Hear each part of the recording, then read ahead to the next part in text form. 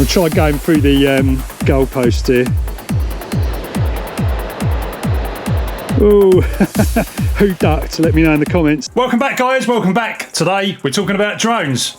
This one in particular, which looks pretty interesting. So this is the Potensic Atom. It's basically, and I'm sure they won't mind me saying this, it's like a kind of clone of a DJI Mini 3, basically, because obviously the Mini 3 was here first.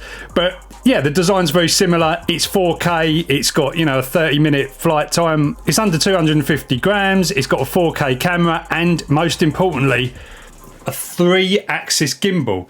Now, the one I tested before, the Potensic Atom SE, that didn't have a gimbal, and you could basically sort of see that the stabilization wasn't that great. It was doing it by software. You know, it's fine depending on the sort of shot you want to get, but for me, you know, I use drones a lot in my stuff, so I like to have something that's going to stabilize the video really well, and for that you really do need to have a 3-axis gimbal. So something like this is pretty interesting because it gives you everything you need from a drone. It's under 250 grams, so you can fly at most places, decent flight time, supposedly everything else, and you get the 3-axis gimbal. And you'll be pleased to know that also the price is good. This is £270 for the non sort of fly more kit, or whatever they call it, with the extra batteries and everything else. Basic drone, one battery, 270 quid for a 4K 3-axis gimbal drone.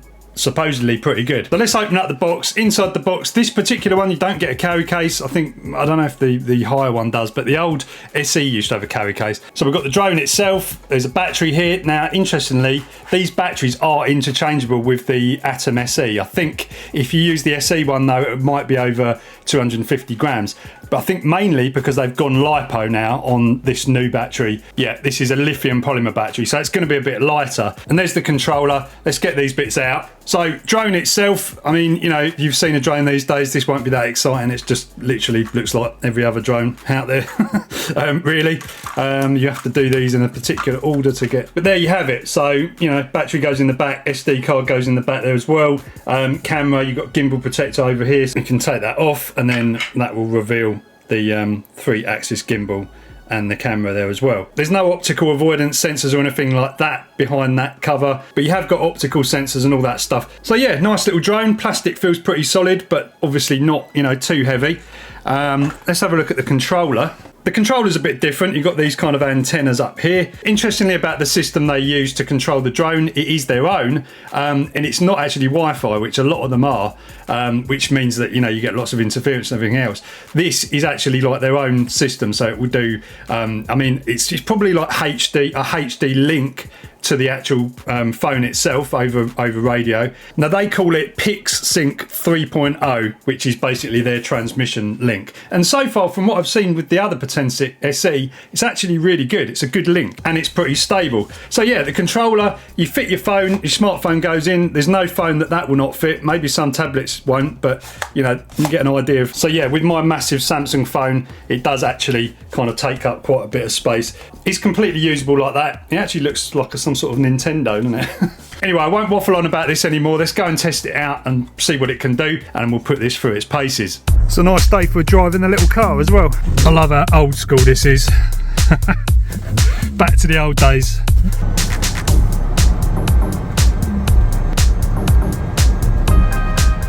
Right guys, so I've come over to my test spot. Got the drone here. I've actually turned it on. You just basically double press this and it kind of comes on. So that's all good to go. I've got an SD card in there, so I'm going to put that down there, and then over to the controller.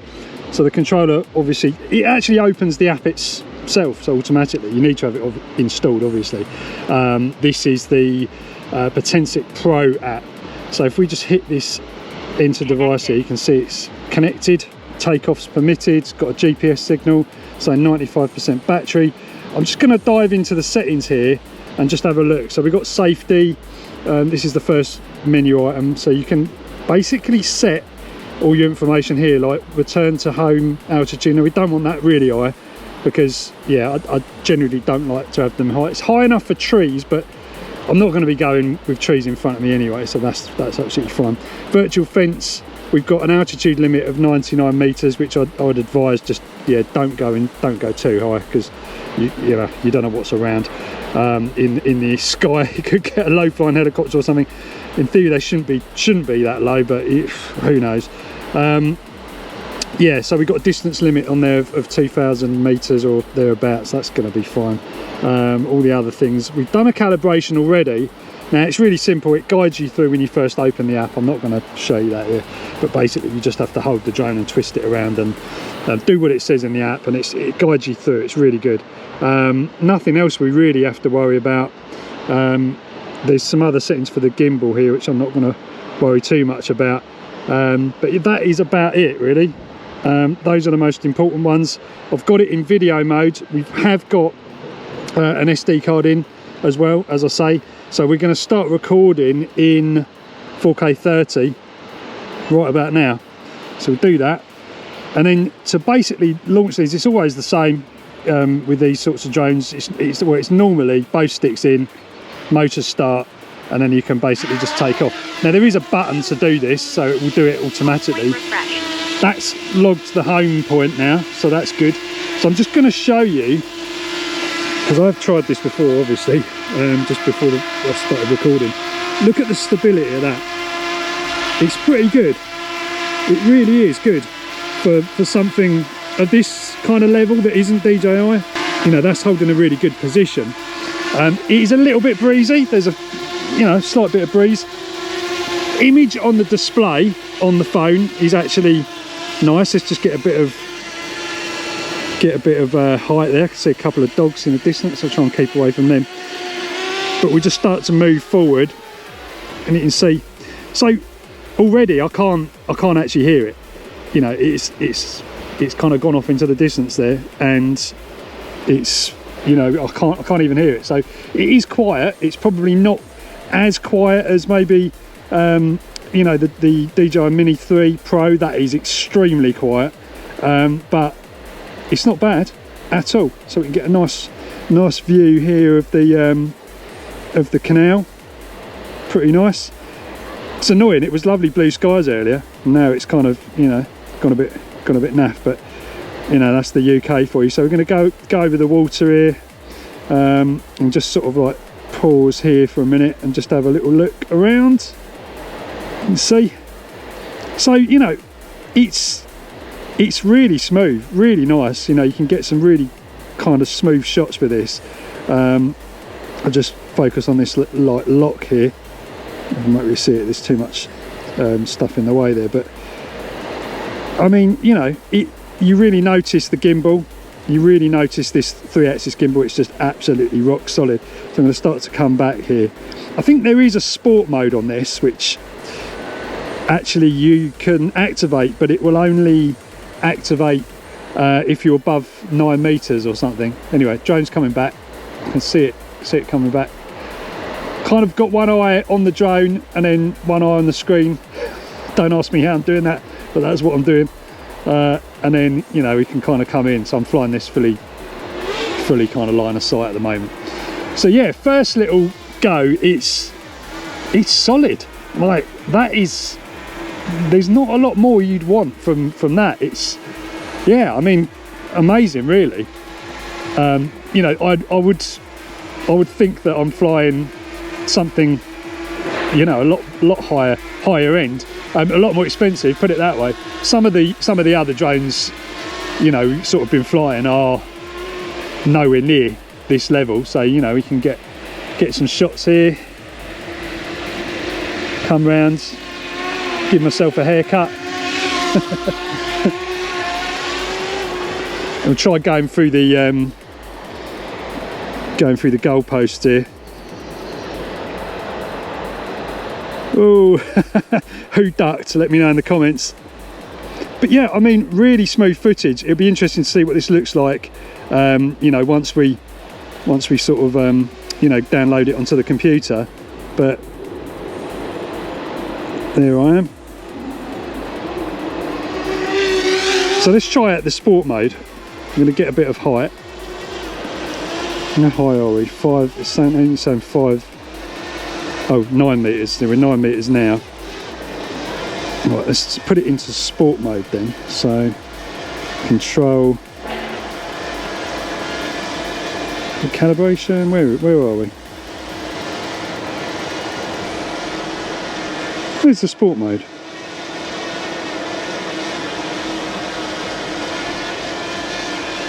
Oh, okay, there it is, sport mode. It's at the top of the safety menu option. Right, okay, so let's do that. It's got some, it has got some speed. So just gonna pull in there. Right, okay. We get a little bit of height, and I'm gonna head off over here. So just off into the distance there. I've got very good eyes. So we're at a couple of 100 meters. Absolutely no problem. Signal is showing full signal, so that's really good. So I'm not going to go any further. I'm just going to basically just head back. I can hear there's like a helicopter, so we're only 20 meters up anyway, so that shouldn't be a problem, but definitely going to sort of come back down. Attitude mode. So it will literally remove itself from sport mode if you get too low, which, you know, is fair enough. DJI will let you have sport mode no matter how low you are, but yeah, it's a pretty capable little drone, really. Okay, we're in optical mode only. Something it said there, max altitude. There was an optical warning there on the screen. I think when it loses GPS, this is what happens. It will sort of go into that kind of mode, and then you're basically on your own. You haven't got any kind of... It'll hold its position because that's what the flow sensors do, but you know, you won't get that full kind of experience of it being locked in. It might start drifting around a bit. Right, let's give it some beans. So the gimbal, there's the gimbal basically doing its... So we're in attitude mode only now. It's starting to fly away. Now that's not good. What was that about? It's not now, so I don't know what that's about. That's attitude only. Now that's pretty serious, because if you really don't know how to fly drones, then you would potentially have a problem on your hands. It might just start flying away. What most people call a flyaway, it's not really a flyaway at all. It's just all that happening. But yeah, so gimbal speed, that's maximum gimbal speed, but it's pretty smooth. And you get a nice view of the football pitches. I mean, it only seems like the other day they literally just removed those goalposts. Now they're back again. Mad, isn't it? Right, you get some pretty nice shots with this. So if we can get some nice kind of fast, quite low footage. We're starting to wander a bit because from the wind, but I wonder what the range is like with it quite low to the ground. We'll soon find out. It's doing pretty well. You see it's at a slight angle because of the wind. It's kind of fighting the wind a bit, but nice. You'd be able to get some really nice cinematic shots with this. It's kind of... There we go over the water. Attitude mode. Yeah, look, we're in attitude mode now, completely manual. So why is it doing that? That's a little bit concerning. But I can still see it, it's fine. Obviously you've got no... Doing it again. Obviously we've got no optical kind of avoidance. Oh, we're going to hit the post. No, we're not. Right, let's get back up and come back in. I'm starting to yaw a little bit. Right, anyway, we're nearly back. Braking is not... It's not crazy, like, you know, it doesn't come to a complete stop. It's not that aggressive on the braking, which might run you into trouble. Like if you were sort of heading towards maybe like a tree or something like that, and then you've got to stop about there, and then maybe you might not quite, you know, actually stop in time. So that might be something you've got to be aware of. I can't really think how that compares to DJI, but you see.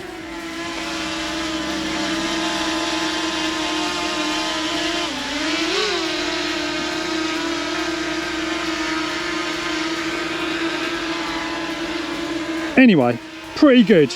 You're going to land now. That's pretty good. Having just looked at the footage back from the actual drone, the SD card on the drone, 4K 30, I think you'll agree that footage looks good. It surprised me. I didn't think it was going to be that good. You know, that as in that good. So I think they've come up with a little gem here. I mean, time after time I'd say to people, just get a DJI. It's just less hassle. Just go and do it, and it just works. The footage is good, everything else. And I'd still say that, but if you had the budget.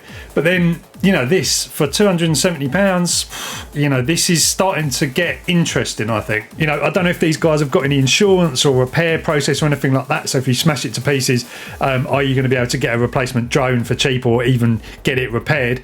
Need to clarify that with Potensic. But yeah, they're doing some great stuff. The control link seems really solid as well. I mean, I went out, I didn't go absolutely miles because you're not technically supposed to, but the range seemed good. I wasn't getting any breakup at all.